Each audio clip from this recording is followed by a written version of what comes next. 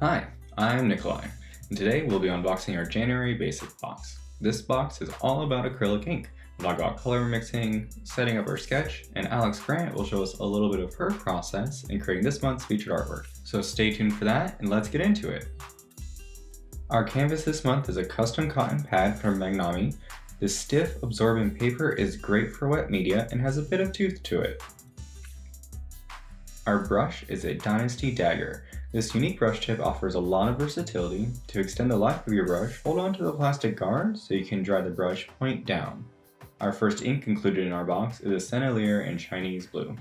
Let's use this ink to demonstrate some of the marks that we can achieve with our dagger brush. Depending on how you hold the brush, you can get distinct sweeping marks or more organic swaths of color. The tip allows for fine detail work, and you can achieve a hatching effect with this brush. Working with a dry brush, you can get some fun texture effects thanks to the cold pressed nature of this pad. Our next item is a Speedball Calligraphy ink in Primrose Yellow. This acrylic ink is super vibrant. Let's grab our plastic palette included in this month's box and mix some colors with our Chinese blue. Acrylic ink may seem similar to watercolor in the sense that you can dilute it to create gradients, but once the ink dries, it is permanent. Here, we can really see the wide value range afforded to us by this medium. Next, let's swatch out our yellow to get an understanding of our colors. Due to the nature of acrylic ink, it's typically easier to mix your colors first on the palette rather than straight onto the canvas. Here, I'll use equal parts of our colors to create an emerald green. By adding a bit more yellow to our color, we can pull in some of that vibrancy and shift it more towards a lime green.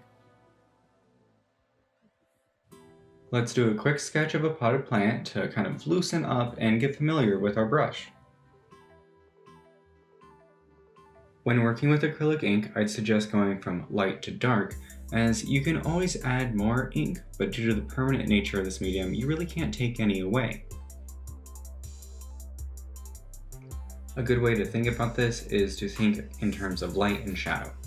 Where there's shadow, your value will be darker, and in areas of light, you'll want your ink to be more transparent.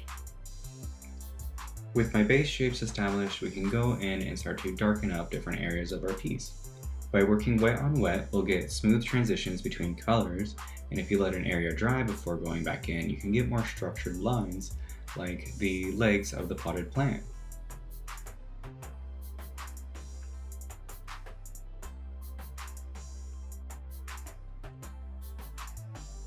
Now let's go in and darken up some areas of the plant. This will allow us to add a little bit more dimension to the piece and is a really great exercise to build colors. For areas that I want darker, I can layer in the green or mix in a little bit of that china blue to help make things look like they're in a shadow. The next item in our box can help push our sketch even further. The Pentel point liner offers thin, consistent marks, which can offer a more graphic look to your sketch. You can use this pen to outline and follow the curves of your illustration, or incorporate some cross-hatching to build up your shadow values. Let's use it to outline our plant and give it a more graphic look. These small pieces can really help get your creative juices flowing and are a great way to just have some fun with the materials.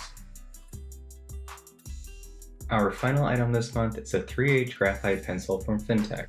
Let's use it to continue our conversation from last month where we started to talk about guides. If you're interested in depicting people, I always suggest having a good understanding of anatomy. So this month, let's focus on the human skull. We'll start by creating two overlapping ovals. One will depict the cranium or the top of the skull, and the other will depict the length of the face. Next, I'll create a wrapping line, which will combine our two shapes and give it a more three-dimensional look, followed by a center line, which will help me place the features of the face.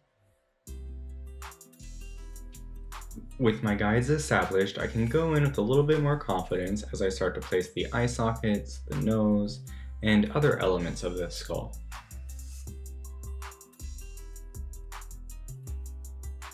We're simplifying the skull here, but definitely spend the time to look at reference photos if you're still learning. A foundation in anatomy will save yourself from a lot of frustration. With our base sketch established, I'll go in and start a layer with some of our acrylic ink, creating soft transitions by working with everything while it's still wet. Next, I'll take some of our darker greens to push in some of the recessed areas of the skull, saving the darkest values for the sockets and the nose. By letting my layers dry before going in with more pigment, I can make distinct brush strokes and marks throughout the piece.